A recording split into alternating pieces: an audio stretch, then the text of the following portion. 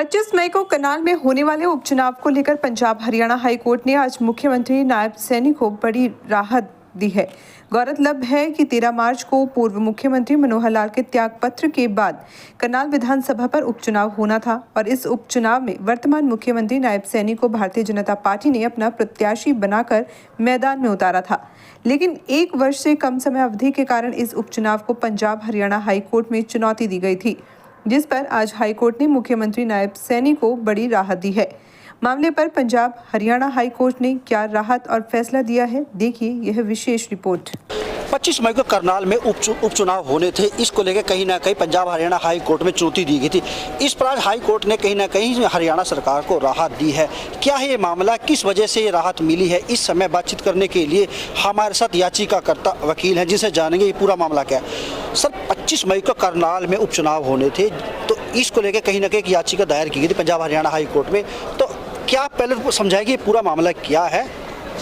देखिए, महाराष्ट्र और हरियाणा दोनों विधानसभाओं में 2019 में चुनाव करे गए थे। दोनों चुनावों का टर्म जो है वो 2024 नवंबर में ख़त्म हो रहा है। चुनाव आयोग ने एक नोटिफिकेशन निकाला बाय इलेक्शन के लिए, जो कि हरियाणा के लिए भी निकाला, महाराष्ट्र के भी निकाला। महाराष्ट्र में हाई कोर्ट के ऑर्डर के बाद उन्होंने ये नोटिफिकेशन विड्रॉ कर लिया। उसका कारण ये रहा कि क्योंकि 1 साल से कम का टाइम रह गया है जनरल असेंबली के इलेक्शंस में, तो हाई कोर्ट ने बोला कि आपको ये इलेक्शन कराने की ज़रूरत नहीं है। उसी आधार पे हमने माननीय उच्च न्यायालय के आगे अपनी पिटीशन लगाई थी, क्योंकि फैक्ट्स इस केस के सिमिलर हैं। तो हम चाहते थे कि इलेक्शन कमीशन, क्योंकि एक नेशनल बॉडी है, कॉन्स्टिट्यूशनल बॉडी है, तो वो राज्यों में कोई भेदभाव ना करे। जो भी कानून है वो एक तरफा एक ही जैसा लगेगा सारे देश में। सर, कल कोर्ट ने इस मामले को सुरक्षित रख लिया था और आज कोर्ट ने फैसला दिया है, वो क्या है? जी, कोर्ट ने हमारी पिटीशन डिसमिस कर दी है। अभी रीज़न्स हमको नहीं पता है कि वो किन कारणों से हुई है। ऑर्डर अपलोड नहीं हुआ है। एक बार अपलोड होगा तो उसकी हम समीक्षा करेंगे और फिर देखते हैं, सुप्रीम कोर्ट हम जाएंगे। तो एक देश में 2 कानून हैं, कहीं ना कहीं इस बात को अपने चुनौती दी थी, लेकिन फिर भी ना कहीं डिसमिस हो गई है। तो इस पूरी प्रक्रिया को आप कैसे देखते हैं? नहीं, देखिए, हम जो भी न्यायालय का ऑर्डर होता है उसका सम्मान करते हैं। आई एम श्योर कि कोई ना कोई न्यायालय ने रीज़न दिया होगा इस चीज़ का, बट वो रीज़न मुझे नहीं पता कि क्या रहा। और यहाँ पे कानून की इंटरप्रिटेशन का सवाल है। ये सिर्फ एक सिंगल कानून नहीं है, इसमें कॉन्स्टिट्यूशन ऑफ इंडिया भी इन्वॉल्व था, संविधान का अनुच्छेद 14 इन्वॉल्व था। तो एक बार देखना पड़ेगा कि माननीय उच्च न्यायालय ने अपनी क्या ऑब्जर्वेशंस दी हैं इस केस में।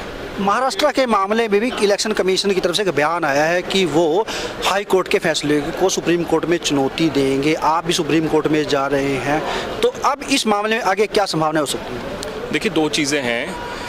इलेक्शन कमीशन को ऐसा अब तक सुप्रीम कोर्ट क्यों नहीं गए? पहली चीज़ तो ये, उन्होंने जिस दिन महाराष्ट्र में ऑर्डर आया बॉम्बे हाई कोर्ट का, उन्होंने अगले दिन ही वो ऑर्डर इम्प्लीमेंट कर दिया। कल जब हमारे केस में बहस हुई तो कहीं ना कहीं ये मुद्दा निकल के आया और मुझे लगता है, हो सकता है इसी को मद्देनज़र रखते हुए उन्होंने ऑर्डर चैलेंज करने के लिए सुप्रीम कोर्ट में याचिका दी। अब दूसरा मुद्दा ये है कि इलेक्शन कमीशन के अनुसार यहाँ पे और महाराष्ट्र में जो डिफरेंस है वो ये है कि यहाँ पे सीएम कैंडिडेट इन्वॉल्व है। तो सीएम कैंडिडेट इन्वॉल्व है तो हमारे संविधान में ये कहाँ लिखा है कि सीएम कैंडिडेट होगा तो इलेक्शन करवाएंगे, सीएम कैंडिडेट नहीं होगा तो इलेक्शन नहीं करवाएंगे। और दूसरी चीज़, इलेक्शन कमीशन को कैसे पता जिस दिन नोटिफाई करा उन्होंने कि सीएम ही यहाँ से पर्चा भरेंगे? हो सकता है उत्तराखंड की तरह 4 दिन बाद सीएम रिज़ाइन कर देता। ऐसा ज़रूरी नहीं है कि आपने इलेक्शन नोटिफाई करा है तो आपको पहले से ही पता हो कि कौन उसमें चुनाव करेगा। धन्यवाद सर। तो ये थे हमारे साथ पंजाब हरियाणा हाई कोर्ट में याचिकाकर्ता वकील, जिनका कहना है कि आज हाई कोर्ट में उनकी याचिका को खारिज कर दिया गया और अब वह इस याचिका को कहीं ना कहीं सुप्रीम कोर्ट में चुनौती देंगे। वीडियो जर्नलिस्ट लखवीर के साथ अश्विनी कुमार, VIP न्यूज़, चंडीगढ़।